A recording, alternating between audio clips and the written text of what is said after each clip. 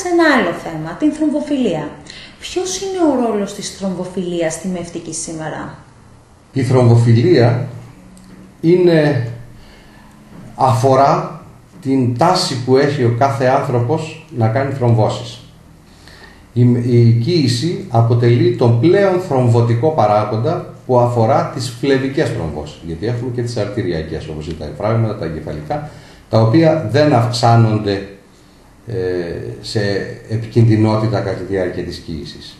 Η φύση προστατεύει τη μητέρα από τέτοιου είδους καταστάσεις, αλλά την επιβαρύνει με φλεβικές θρομβώσεις. Οι παράγοντες πήξεως κατά τη διάρκεια της κύησης, από την αρχή της, επηρεάζονται δραματικά. Και αυτό μπορεί να τροποποιήσει την αντίδραση που έχει ο πηκτικός μηχανισμός της εγκύου και να τον κάνει πολύ πιο ευένδοτο σε θρομβώσεις, ευάλωτο σε θρομβώσεις. Έτσι λοιπόν η θρομβοφιλία αποτελεί έναν υπαρκτό κίνδυνο για την εγκυμοσύνη, όπως θα αναλύσουμε σε διάφορα επίπεδα. Συνήθως η εμφύτευση του εμβρίου ακολουθείται από την ύπαρξη μιας στιβάδας κυττάρων που ονομάζεται συγκήτιο τροφοβλάστη, και η στιβάδα αυτή είναι η στιβάδα των κυττάρων που θα εξελιχθεί αργότερα από την 8η μέχρι την 10η εβδομάδα σε πλακούντα. Από την 5η εβδομάδα λοιπόν της κύησης αναπτύσσεται στον εμβρυϊκό δίσκο το αγκιακό δίκτυο του εμβρίου, ενώ όπως ξέρουμε από την 6η εβδομάδα αρχίζει η καρδιακή λειτουργία του εμβρίου. Εάν λοιπόν στη φάση αυτή που αναπτύσσεται η εμβριομητρική κυκλοφορία, η θρομβοφιλική μητέρα εμφανίσει θρομβώσεις στα τριχοειδή αυτά που αναπτύσσονται, όπως καταλαβαίνετε αποκόπτεται η αιμάτωση από το έμβριο, με αποτέλεσμα να έχουμε τις γνωστές παλίνδρομες κύησεις από την 7η μέχρι τη 10η εβδομάδα περίπου της εγκυμοσύνης. Νωρίς δηλαδή έχουμε πολύ ισχυρά και δυσάρεστα αποτελέσματα. Στη 12η εβδομάδα, που είναι η χρονική στιγμή όπου γίνεται συνήθως η αυγενική διαφάνεια, το πρώτο δηλαδή υπερηχογράφημα του προγεννητικού ελέγχου για χρωμοσωμιακές ανομαλίες και για συγγενείς καρδιοπάθειες, έχει προταθεί από τον Κύπρο τον Νικολαίδη, τον καθηγητή μας στην Αγγλία, έχει προταθεί να γίνεται και ντόπλερ των μητριαίων αρτηριών της μητέρας. Εκεί πάρα πολύ γρήγορα μπορούμε να δούμε εάν η αιμάτωση της μήτρας από τις μητριαίες αρτηρίες είναι φυσιολογική ή αν υπάρχουν διαταραχές στην αιμάτωση αυτής, γεγονός το οποίο συνδυάζεται με τον τρόπο κατά τον οποίο έγινε η λεγόμενη πλακουντοποίηση.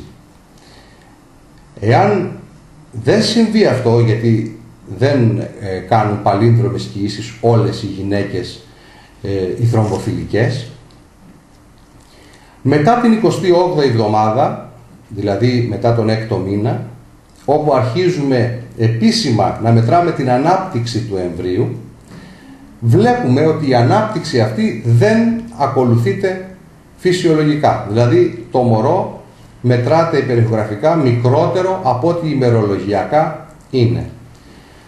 Αυτό όταν υπολείπεται η ανάπτυξη αυτή πάνω από 3 εβδομάδες, μιλάμε για τα λεγόμενα IUGR έμβρια δηλαδή με ενδομήτρια καθυστέρηση ανάπτυξης, και βέβαια η χρονική στιγμή, όπως καταλαβαίνετε, είναι λίγο καθυστερημένη για να δράσει κανείς άμεσα και να αναστρέψει αυτή την κατάσταση. Εάν παρόλα αυτά δεν συμβεί κάτι τέτοιο, μετά την 32η εβδομάδα, όπου δηλαδή μετά τον 7ο μήνα, μπορούν να συμβούν πολύ δυσάρεστες καταστάσεις, όπως είναι προεκλαμψία, δηλαδή η ανάπτυξη υπέρτασης και λευκοματουρίας στη μητέρα, γεγονός το οποίο συνδυάζεται άμεσα με την πλακουντοποίηση, και όπως είναι γνωστό ευρέως ότι είναι καταστάσεις πολύ επικίνδυνες και για την μητέρα αλλά και για το ίδιο το έμβριο. Εκτός από την προεκλαμψία, μπορεί να συμβεί μια ευνίδια αποκόλληση πλακούντα, που είναι ένα τραγικό γεγονός, και επίσης και ο ευνίδιος θάνατος του εμβρίου, που επίσης, όπως καταλαβαίνετε, είναι ένα τραυματικό γεγονός για το ζευγάρι. Όλα αυτά βέβαια μπορούν εύκολα να προληφθούν αν πολύ νωρίς, από την αρχή της εγκυμοσύνης δηλαδή, γίνει ο έλεγχος των παραγόντων της πήξεως, ο έλεγχος της θρομβοφιλίας όπως λέμε, και πολύ εύκολα, εφόσον η γυναίκα έχει επιβαρυντικούς παράγοντες, μπορεί με την έναρξη αντιπυκτικής αγωγής, που συνίσταται στην καθημερινή χρήση μιας υποδόρειας ένεσης, υπαρίνης, χαμηλού μοριακού βάρους, που γίνεται καθ' όλη τη διάρκεια συνήθως της εγκυμοσύνης και 1 μήνα 40 μέρες μετά τον τοκετό για πρόληψη, διότι και η λοχεία είναι ένα πάρα πολύ επιβαρυντικό, περισσότερο από την εγκυμοσύνη, επιβαρυντικός παράγοντας για θρόμβωση. Όλοι αυτοί οι παραπάνω κίνδυνοι και οι δραματικές αυτές εξελίξεις μιας εγκυμοσύνης πάβουν να υπάρχουν.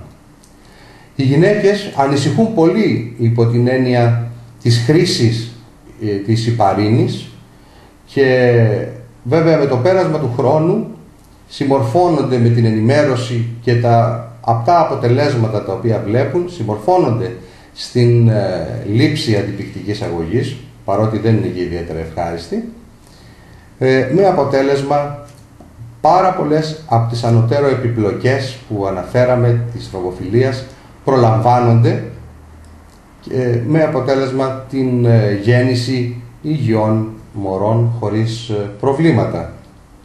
Πρέπει να σημειώσουμε ότι στις περισσότερες γυναίκες η ανέβρεση της θρομβοφιλίας γίνεται κατά την αρχική φάση της κύησης, ενώ αν θα έκαναν τις ίδιες εξετάσεις εκτός κύησης, μπορεί το προφίλ της πυκτικότητάς τους να είναι απόλυτα φυσιολογικό.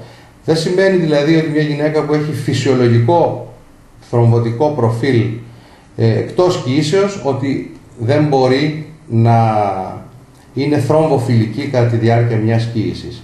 Κατά συνέπεια, ο έλεγχος θα πρέπει αυστηρά να γίνεται με το που έχουμε θετικό τεστ κύησεως. Κύριε Γκούμα, σας ευχαριστούμε πολύ για τις συμβουλές σας. Και εγώ θα σας ευχαριστώ πάρα πολύ για το ενδιαφέρον που δείχνετε για την ενημέρωση σχετικά με κέραια ζητήματα υγείας στις γυναίκες.